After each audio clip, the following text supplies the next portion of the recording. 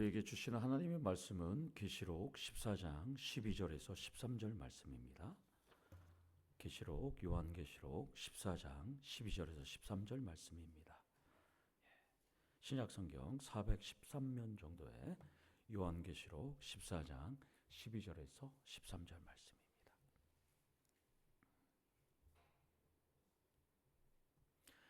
우리 두 절이니까 우리 한 목소리로 함께 읽도록 하겠습니다. 성도들의 인내가 여기 있나니 그들은 하나님의 계명과 예수에 대한 믿음을 지키는 자니라. 또 내가 들으니 하늘에서 음성이 나서 이르되 기록하라. 지금 이후로 주 안에서 죽는 자들은 복이 있도다 하시매 성령이 이르시되 그러하다. 그들이 수고를 그치고 쉬리니 이는 그들의 행한 일이 따름이라 하시더라. 아멘. 오늘 제가 이 수요 예배를 준비를 해야 되는데 제가 전도했던 그 목포의 해양경찰관이 오늘 교회를 찾았어요. 그래서 제가 교회를 이렇게 안내하고 뭘 먹으려고 그러냐 그러니까 제가 우리 포항을 엄청 자랑을 했어요. 자랑하고 죽도시장도 좋고 지금 부산에서 함정을 수리하고 있는데 올 7월 달에 경감 승진한다는데 제가 자갈치 시장보다 죽도시장이 더 크다고 그랬더니 목사님 죽도시장 가서 밥 먹자고. 죽도시장 가고 뭘 먹을까 하다가 제가 딱 한번 우리 아내랑 간 적이 있어요. 여러분 유아처 전복집 가보셨나요? 전복죽집? 한 명도 안 가보셨어요? 가보셨어요? 여기 그 현지인 맛집에 우리 포항에 오는 사람들 꼭 거기 가서 밥을 먹는데 욕쟁이 할머니. 네. 그거 한 번도 안 가셨구나. 우리 순장님들하고 한번 가봐야 되겠어요. 제가 우리 순장님 모시고 갈게요. 아니면 우리 70세 이상 어르신들하고 한번 어버이 기념으로 거기 가서 먹으면 좋겠어요. 네. 거기를 갔어요. 제가 그분이 호남 분인 줄 알았거든요. 그분이. 근데 어디 분인지는 몰랐어요. 딱 가서 아이고 할머니 어머님 우리 지금 이 목포에서 귀한 경찰관이 와갖고 제가 모시고 그러냐고 자기도 목포라는 거예요. 그 유아초.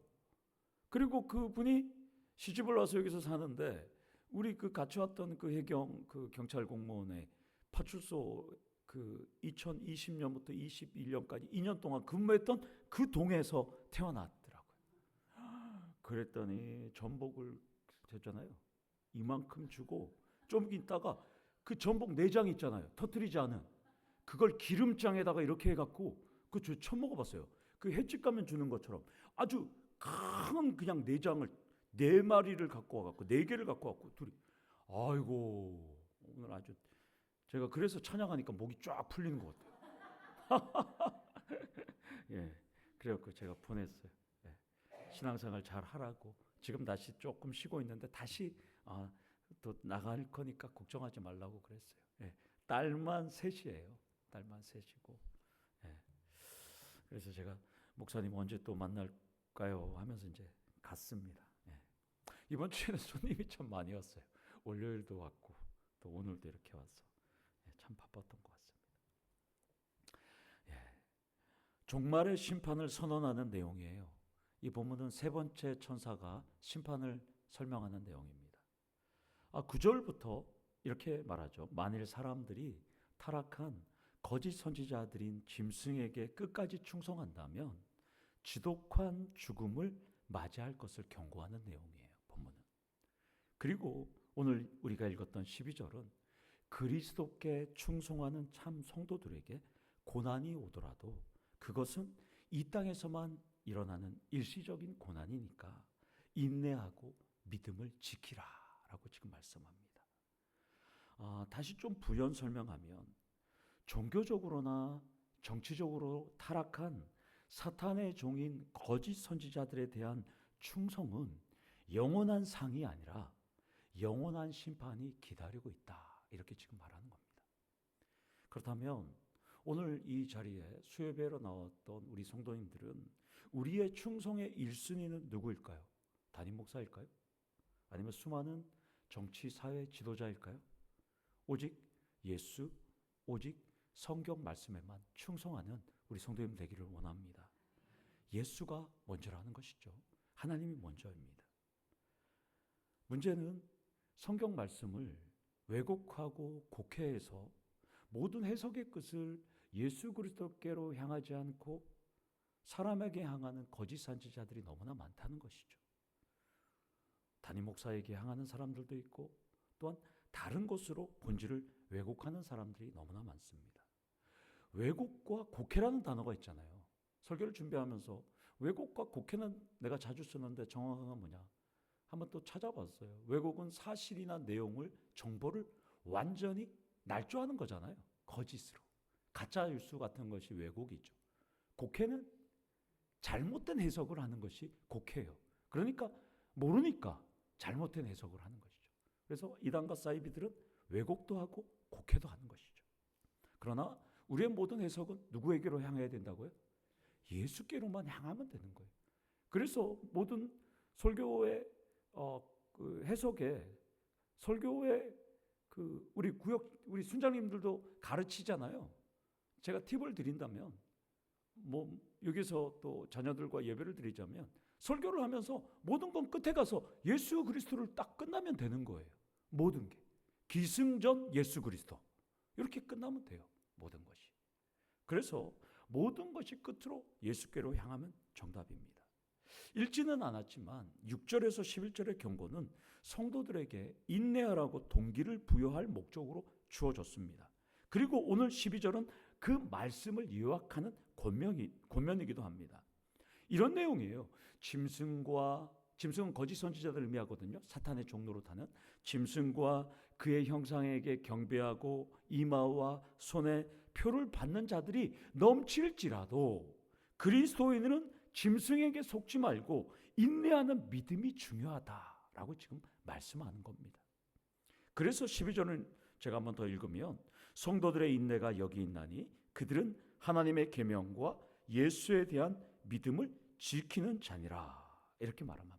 그러니까 하나님의 계명과 예수를 믿는 믿음을 동일시하는 거예요. 지금 하나님의 계명인 말씀과 예수를 믿는 것이 동일해요. 왜냐하면 예수님은 말씀 그 자체이기 때문에, 하나님은 말씀 그 자체이기 때문에 하나님, 말씀, 예수 그리스도, 믿음 다 니꼴 동일하다는 것을 지금 의미하는 것입니다.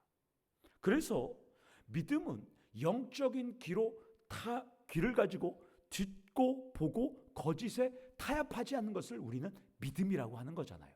보이지 않는 것을 믿을 때는 바라지 않고 믿는 실상, 보이지 않는 증거다. 히브리서 11장 1절에 그렇게 말하잖아요. 믿음은 바라는 것들의 실상이요 보이지 않는 것의 증거니 이렇게 말하는 거잖아요. 따라서 믿음은 거짓에 타협하지 않는 지혜라는 것이죠. 따라서 우리 성도님들은, 오늘 수협에 나온 성도님들은 하나님의 계명인 말씀을 지키는 것은 예수에 대한 믿음에서 나와야 한다는 것이죠. 내가 그냥 하나님의 말씀을 나는 그냥 지킨다 이것이 아니라 나는 하나님 말씀을 지키는 것이 예수에 대한 믿음 때문에 지킨다. 조금 한 단계 성숙한 믿음으로 오늘 계시록은 우리에게 말씀한다는 것입니다. 여러분은 어떠한 상황 속에서도 예수를 믿는 믿음으로 하나님 말씀을 지키시기를 축원합니다. 우리는 세상이 점점 더 악해지고 타협과 용서와 관용과 이해 이것이 아니라 대한민국은 이념과 신념으로 갈라치게 되어 있잖아요. 양극단으로 지금 분열되는 상황에 놓여 있습니다.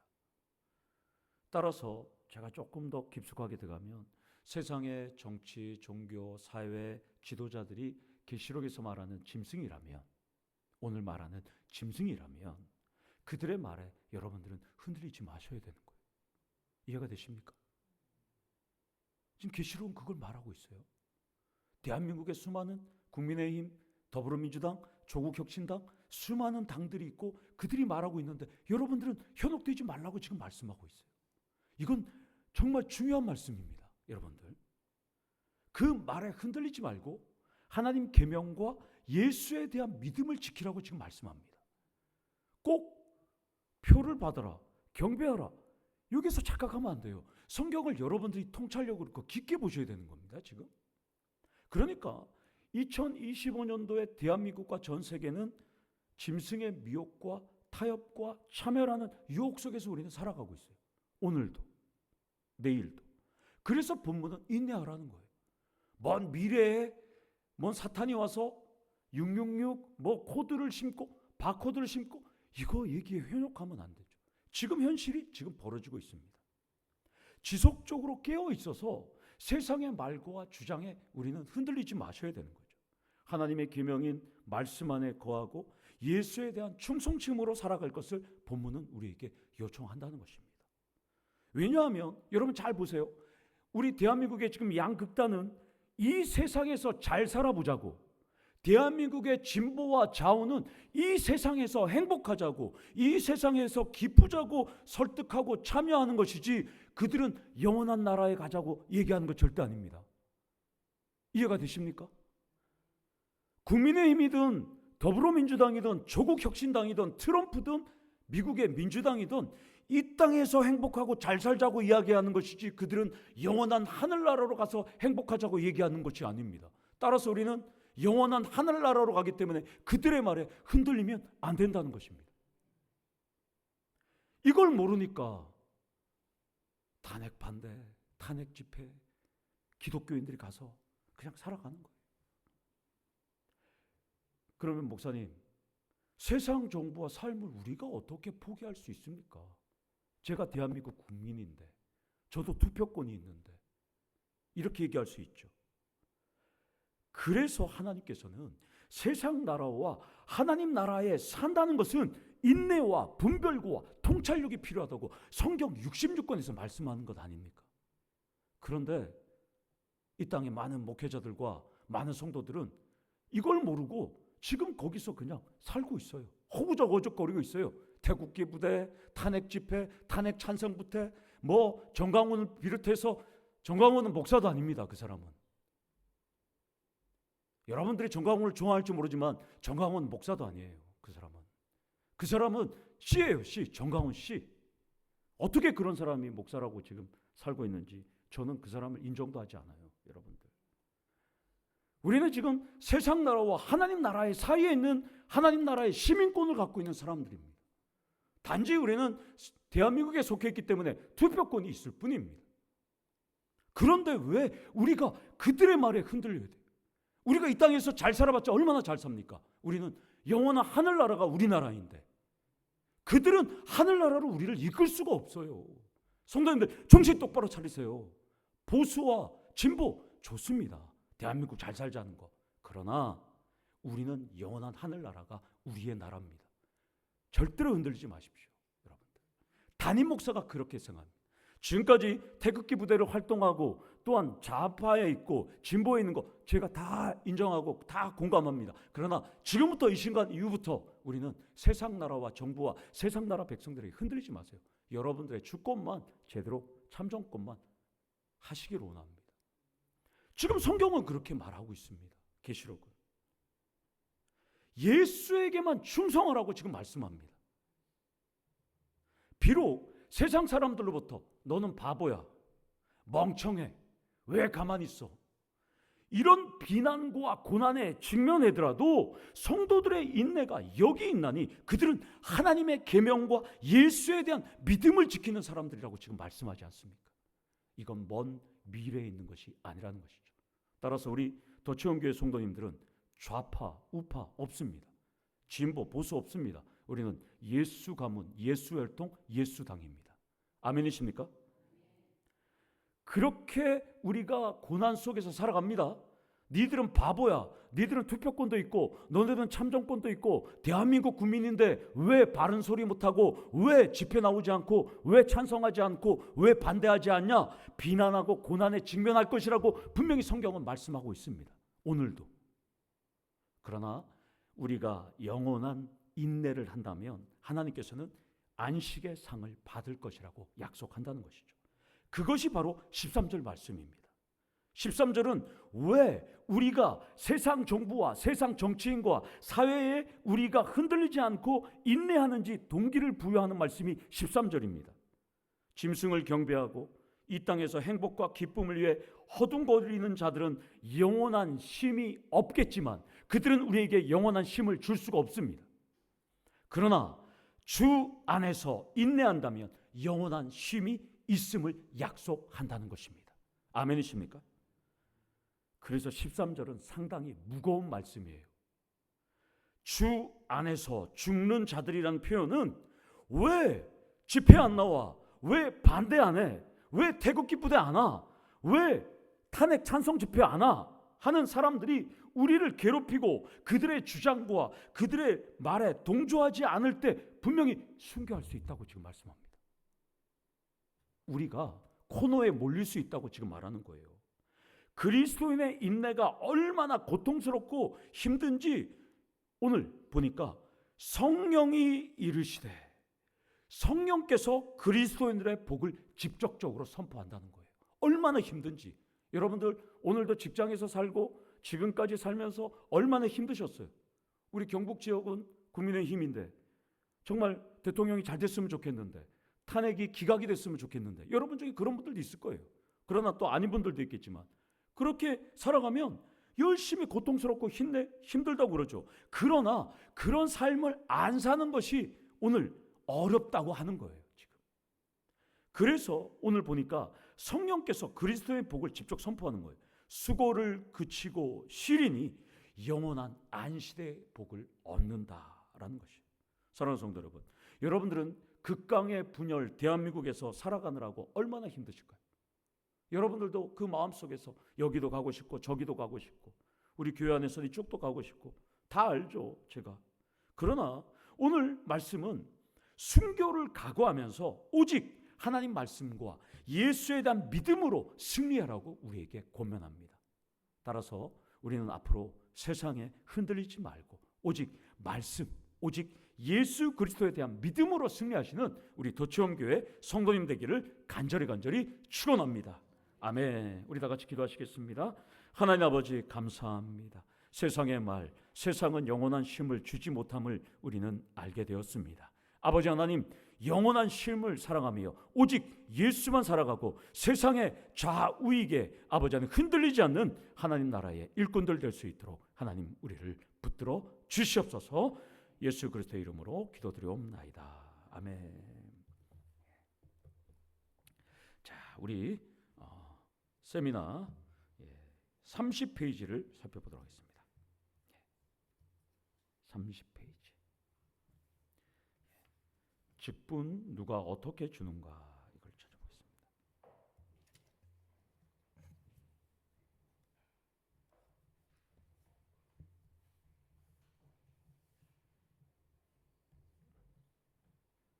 우리가 직분이 두 가지였다고 그랬죠. 하나는 직무고 하나는 직이고 그리고 직무는 섬기는 일이고 직위는 직분자가 맡은 자리라고 그랬잖아요. 이것을 하나로 하면 봉사와 섬김이 바로 직분이라는 것입니다. 그래서 그 공간에다가 여러분들이 이걸 한번 적어보세요. 그 공간에다가 세 가지를 한번 여러분들이 한번 적어보시면 좋겠습니다. 질문 적고요. 1번 나는 하나님의 소명을 확신하는가? 그리고 물음표 하시면 돼요. 나는 하나님의 소명을 확신하는가?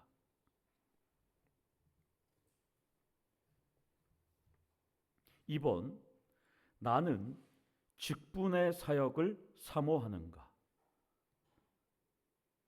나는 직분의 사역을 사모하는가? 나는 직분의 사역을 사모하는가? 3번 나는 직책에 참여해야 한다고 느끼는가? 3번 나는 직책에 참여해야 한다고 느끼는가? 이렇게 질문을 던져놓고 오늘 말씀을 한번 내용을 한번 살펴보도록 하겠습니다. 한국 장로교는 미국 남장로교회와 북장로교 그리고 캐나다 장로교, 그 다음에 호주 장로교, 총 4개 교단이 우리나라에 와서 4개의 각기 다른 교단이 와서 다른 나라의 장로교지만 다른 4개의 교단이 와서 우리나라에 와서 한 개의 장로교를 만들었어요. 그런데 지금 2025년 현재 대한민국에서는 장로교단만 300여 개가 넘습니다. 엄청난 분열이 일어났죠. 이 4개의 서로 다른 나라의 교단이 와서 대한민국에서는 우리가 분열하지 말고 하나의 장로교단으로 하자고 했는데도 불구하고 우리는 갈라져서 2025년 현재 300개가 됐습니다. 1907년도에 노회가 조직이 되었어요. 대한민국에.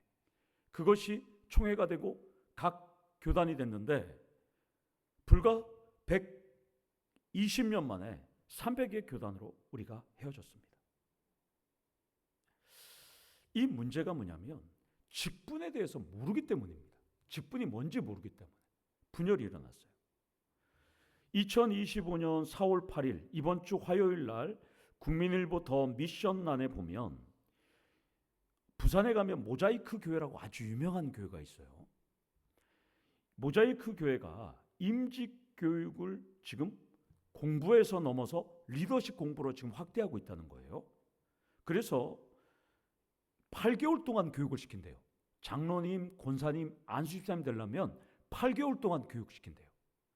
근데 제가 거기서 나누는 책들을 보니까 제가 읽었던 책도 있고 안 읽었던 책이 있어요. 이효령 교수님의 지성에서 영성으로, 이 상당히 어려운 책이에요.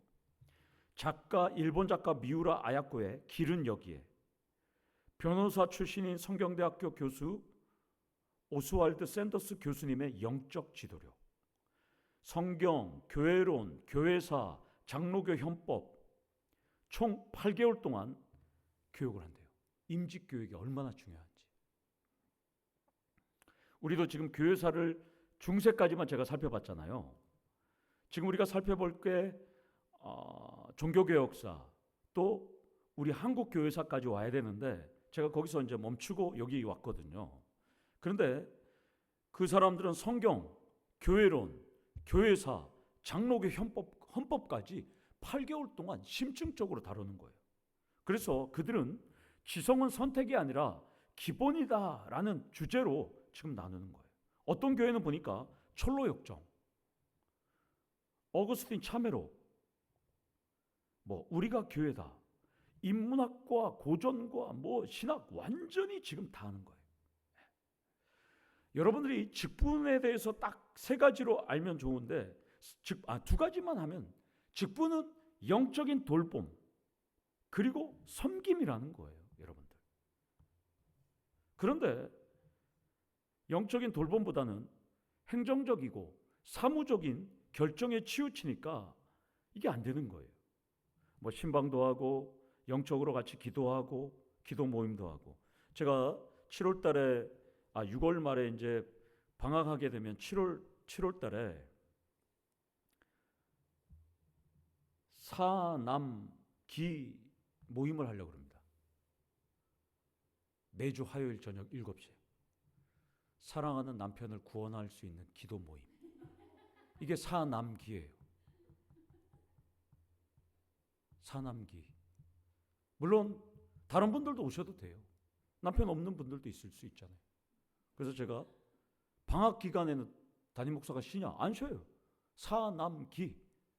내가 전도하고 싶은 그 사람을 위해서만 기도할 거예요. 찬양하고 또 기도하고 찬양하고 기도하고 찬양하고 기도하고 한 2시간 정도. 2시간 너무 힘들 것 같은데. 여러분들이 중직이 되셨으면 교회 기도 모임들이 좀 있으면 좋겠거든요. 한동대 앞에 보배로운 예수교회는 청년들이 90%라는 거 아시잖아요. 한 200명 넘는데 거기는 청년들이 다 기도 모임이 있어요. 청년들 스스로 기도 모임. 그 기도 모임 멤버들이 9명에서 10명이에요. 같이 밥 먹고 1월 1일 되면 해보러 가고 같이 기도하고 중보 기도하고. 우리 교회는 인원이 작다고 해서 그냥 금요 기도회로 대신하고 새벽 기도로 대신하는데 기도 모임이 있어야죠. 여러분들이 권사회, 서리집사회 이렇게 기도 모임들이 계속 재정부실을 잘 꾸며놨잖아요. 기도 모임을 하셔야죠. 여러분들이 사적 모임은 안 되고 교회 공식적으로 교회를 위한 기도 모임은 충분히 필요하잖아요. 그래서 제가 공적인 기도 모임을 먼저 만들어 볼게요. 아, 기도가 이렇게 재밌구나. 그래서 제한테서 기도를 배우고 기도를 같이 했던 제자가 충신대학교 신학과를 간 거예요. 그리고 그 친구들은 제가 그것을 떠났어도 계속 기도 모임을 했어요. 여러분들. 그래서 우리 교회가 계속 살아 움직여야죠. 뭐 안 돼. 계속 뭐 이러면 안 되는 거죠. 계속. 사탄이 계속 싫어하는 걸 계속 해야 돼요. 기도 모임을 안 하고 아무것도 안 하고 그냥 가만히 있으면 사탄만 좋아하는 것이죠. 따라서 영적 돌봄 대 명예적인 감투로 직분을 생각하느냐. 여러분들이 중직이 되고 직분자가 된 것이 영적인 명예적인 감투 때문에 장로님이 되고 권사님이 되고 안수집사님이 되고 목사가 된다면 그것은 타락입니다. 한국교회는 그래서 타락을 했어요. 제가 다시 한번 얘기하지만 20년 전만 해도 한국교회는 목사가 결혼 순위에 3번째 안에 들어갔어요. 담임 목사. 그리고 담임 목사의 아내가 나는 사모가 되는 것도 큰 축복이었어요. 그래서 신학교는 10대 1이 넘었어요. 목사가 되면 풍요로우니까, 풍족하니까. 요즘은 목회 안 합니다. 고통이 뻔하니까. 목사 되고 싶지도 않고 사모 될 사람은 더 없고. 여러분들. 명예적인 감투로 들어왔던 목사들이 정강호처럼 다 타락하는 거예요. 20억 보상 나는데 뭐 100억 달라고 그러고. 세상이 손가락질 하잖아요. 전부 다.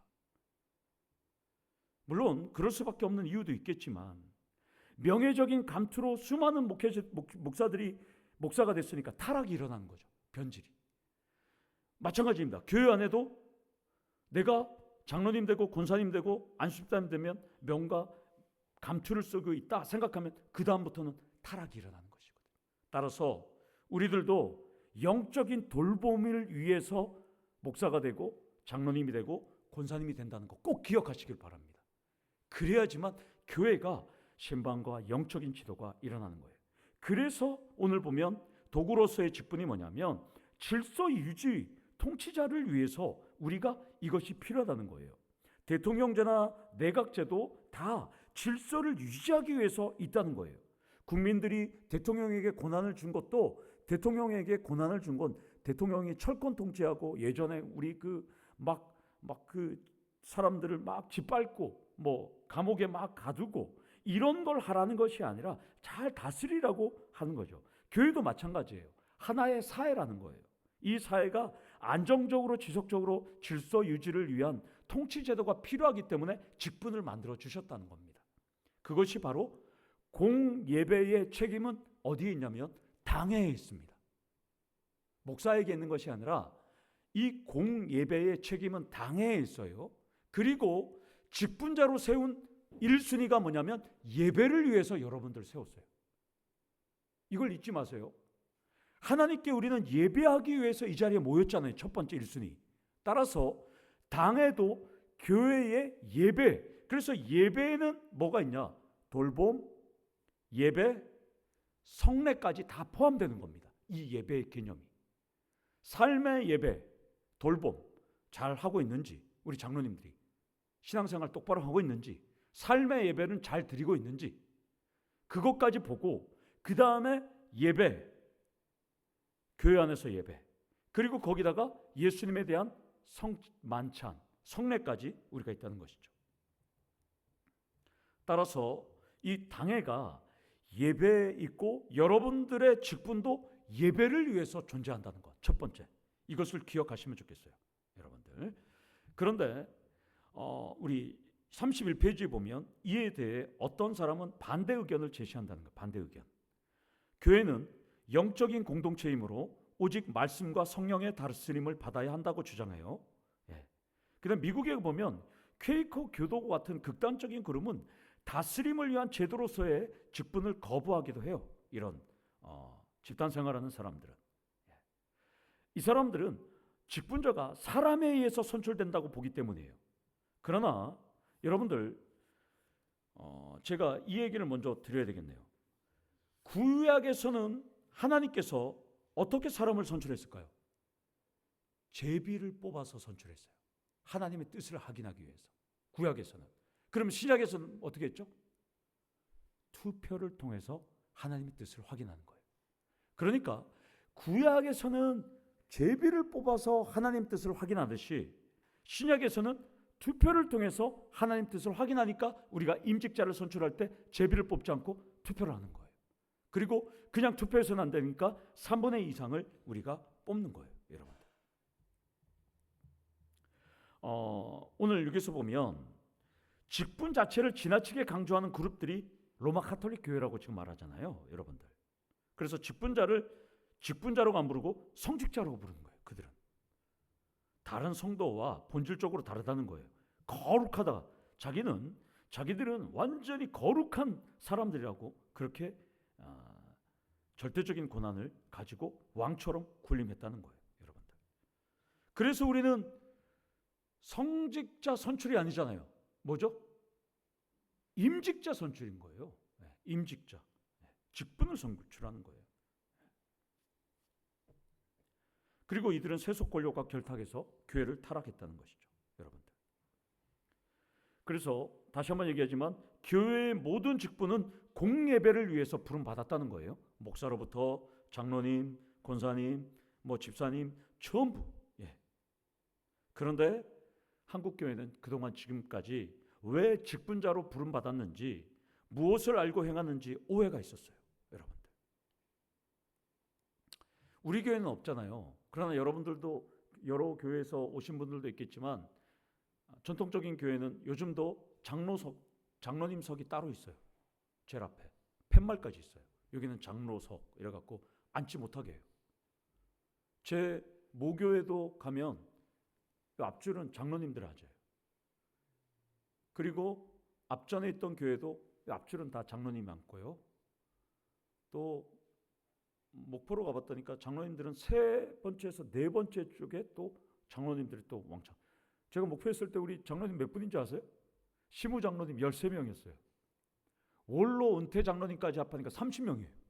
제가 가서 장로님 이름 외우느라고 엄청 힘들었어요.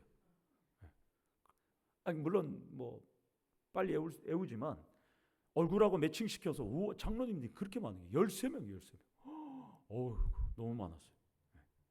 그런데 무엇을 하는지를 모르는 거예요. 여러분, 우리 교회도 장로님 석 딱 해갖고 있으면 여러분 어떻게 느껴지겠어요? 위화감하고 거부감이 느껴져요. 찬양대석도 마찬가지예요. 모든 교회들이 다 찬양대석을 이렇게 옆에 놔둬요. 우리 교회는 그래도 이게 회중석하고 똑같으니까 상관없는데, 그런데 요즘은 이 유럽 교회도 다 그 전통적인 교회 그런데 요즘 개혁 교회는 찬양대석이 어디인지 아세요? 2층 제일 뒤에. 오르간도 2층에. 피아노도 2층에. 회중들이 찬양대를 보지 못하게 만들어요. 찬양대가 위에서 오르간과 피아노가 찬양하면 밑에 있는 이 회중들은, 청중들은, 성도들은 하늘에서 곡조가 퍼지는 찬양 소리를 느끼게 하는 거예요. 이해가 되시나요? 블라인드 그런 테스트하는 것처럼. 참 그것도 괜찮은 것 같아요. 우리 교회도 새로 지면 찬양대석을 2층으로. 제가 원래 그 교회에서 찬양 교육 전도사부터 이제 기타 치면서 찬양을 하면서 제가 원래 그러고 싶었어요. 찬양팀 리더가 앞에서 인도하잖아요. 그러면 성도들은 앞으로 보지 않고 그 찬양팀의 리더를 보고 찬양을 불러요. 대부분 그럴 거예요. 유심히 보면 그 찬양팀 리더의 그 인도하는 거 모습 거기서 또 은혜도 받고 그러는데 전 그게 너무 쉽더라고요. 그래서 저는 담임 목사님한테 얘기해갖고 저는 보이지 않는 곳에서 마이크 잡고 찬양하면 되지 않을까, 왜 우상이 될까봐 그런 생각도 한번 한 적은 있어요. 예. 그러나 실천하지는 못했죠. 예. 따라서 찬양도 우리가 나타내지 못하고 우리가 그런 높은 자리에 올라서 성도들의 오늘 32페이지 보면 성도들의 양심을 억압하거나 신앙을 통제했다는 것 여러분들 한번 좀 살펴보시고, 그리고 그 문단 끝날 때 보면 교회가 지속적으로 성장하기 위해서는 좋은 직분자들을 세워야 된다. 왜? 좋은 직분자들은 예배를 위해서 부름 받았기 때문이다.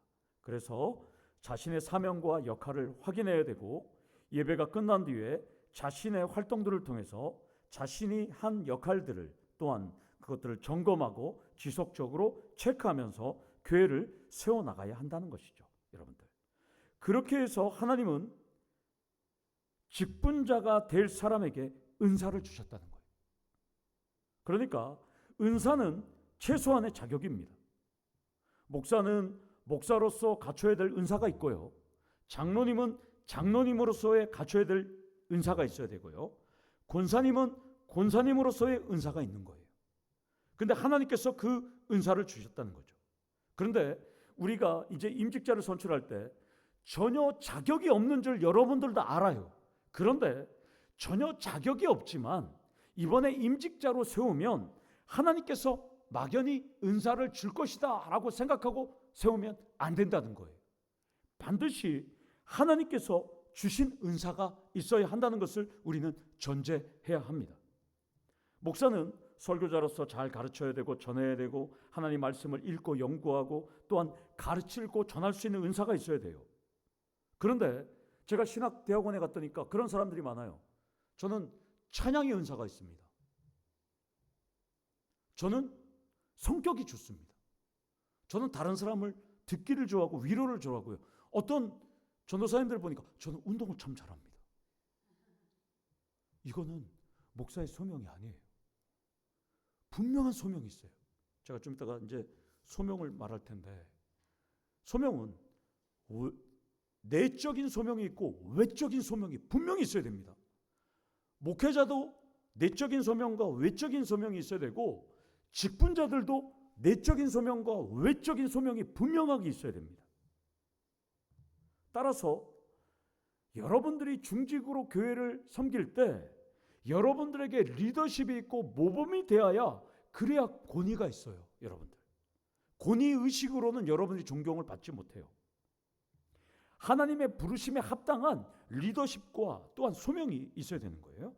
그래서 하나님께서 선물을 주시는데 오늘 보면 그 하반 밑에 두 번째 본문을 주의 깊게 보면 주심이라는 표현이 다양하게 강조된다 라면서 33페이지에 보면 7절, 7절, 8절, 11절에 보면 그 은사가 그리스도의 선물, 은혜의 선물 삼으셨으니 이렇게 말합니다. 이것은 하나님께서 우리에게 하나님께서 권위를 주셨다는 거예요. 여러분들, 그러면 이렇게 반문하는 분들 있죠. 저는 은사가 없는데 어떻게 하죠? 이렇게 말하는 분들이 있잖아요. 네. 그러나 아쉬워할 필요는 없어요. 부르신 것도 하나님 뜻이고 주시지 않는 것도 하나님 뜻이고 또한 직분자로 부르지 않는 것도 하나님 뜻이라는 거예요. 은사는 있지만 하나님께서 부르지 않은 사람들도 있어요. 나는 찬양도 잘하고 뭐 교회 섬기는 것도 잘하고 능력도 있고 치료의 은사도 있고 지혜도 있고 지식도 있고 능력도 많은데 나는 왜 직분자가 안 되지? 그것도 하나님 뜻인 거예요. 여러분들, 그러니까 아쉬워하지 마세요. 그래서 사도 바울은 이렇게 말하잖아요. 로마서 11장 29절에 하나님의 부르심과 은사는 후회하심이 없느니라. 부르심과 은사는 하나님께서 후회하심이 없어요. 그렇다고 해서 부르심과 은사가 함께 가지는 않는 거예요. 함께 갈 수도 있지만 이것을 여러분들이 잘 갔으면 좋겠어요. 그래서 교회의 직분은 섬기는 자, 직분자는 하나님의 종, 사람이 투표에 뽑지만 투표는 하나님께서 하나님의 일꾼을 세우는 과정이라는 것이에요, 여러분들. 그런데 대부분 노력해서 획득하고 얻는 것으로 생각하고 엄청나게 열심히 했어요. 자, 여기서 여러분들에게 내가 직분자가 되려면 내적 소명이 있어야 돼요. 내적 부르심이 먼저 있어야 돼요. 이것은 주관적입니다. 여러분들에게 대한 콜링이 있는데 내적인 콜링이 있어야 되는 거예요. 그러면 내적인 콜링을 어떻게 표현할 수 있냐? 아, 나는 장로님이 되고 권사님이 돼야 되겠다. 나는 감투를 써야 되겠다. 당연히 신앙생활 오래됐으니까 해야 되겠다. 이것이 아니라 나는 교회를 섬기고 싶다는 강한 열망이 있어야 됩니다. 그것이 바로 내적인 부르심입니다. 나는 권사님이 되어서 교회를 더 열심히 섬겨야 되겠다. 교회를 세워나가야 되겠다. 강한 열망이 있어야 돼요, 여러분들. 그리고 외적인 소명은 뭘까요? 내적인 소망이 있어요. 목사님, 저 이번에 권사님 돼서 교회를 섬기겠습니다. 열심히 하겠습니다. 내적 소망을 저한테 얘기했다면 담임 목사가 봤을 때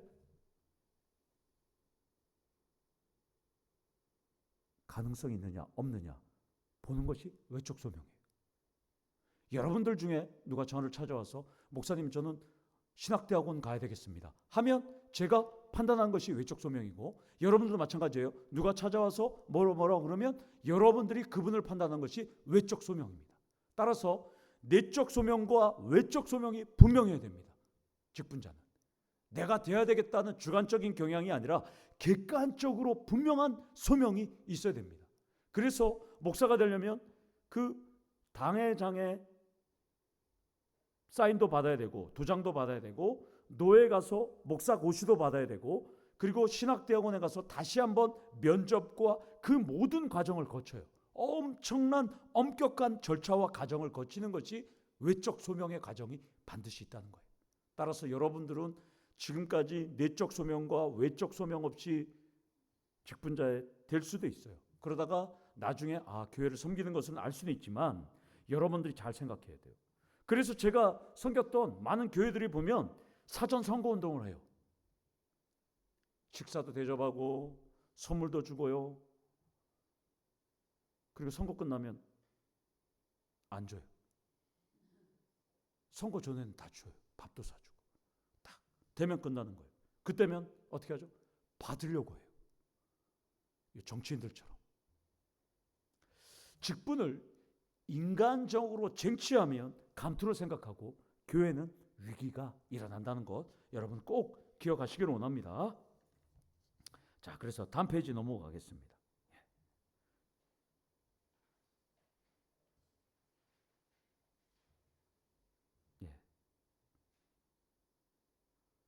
쭉 읽어보시고요. 직분을 라틴어로 무누스라고 하고요. 섬김이라 그러는데, 그래서 두 번째 문단에 보면 직분은 섬김, 선한 일을 사모하는 것, 하나님의 부르심이 있어야 되는 거예요.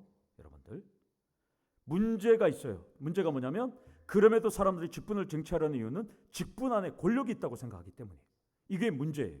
한국교회 여러분들만 이것만 없으면 돼요. 여러분 잘 체크해 놓으셔서 직분에게 권력이 있다고 생각하면 안 돼요. 그리스도의 교회가 바로 서는 첫걸음은 직분은 하나님께서 주시는 선물이라는 인식의 전환인 거예요. 따라서 여러분들은 그 밑에다 이걸 적어 놓으세요. 예레미야 20장 9절 말씀 집에 가서 한번 찾아보세요. 내가 다시는 여호와를 선포하지 아니하며 그의 이름으로 말하지 아니하라면 나의 마음이 불붙는 것 같아서 골수에 사무치니 답답하여 견딜 수 없나이다. 여러분 직분을 통해서 이런 섬김이 있어야 한다는 거예요. 여러분들.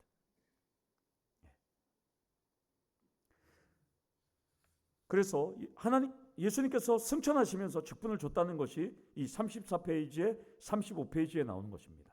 여러분들. 그래서 34페이지는 다음 주에 하고요. 자, 그러면 다시 30페이지로 넘어가 보겠습니다. 오늘 여기까지만 하겠습니다. 25분이 돼서 너무 길어져갖고 빨리 나가야 되는데. 자, 다시 30페이지 왔죠. 자, 질문에 대해서 여러분들이 대답해 보세요. 나는 하나님의 소명을 확실하는가? 여러분 스스로 속으로 대답하는 거예요. 나는 내적 소명이 있었던가?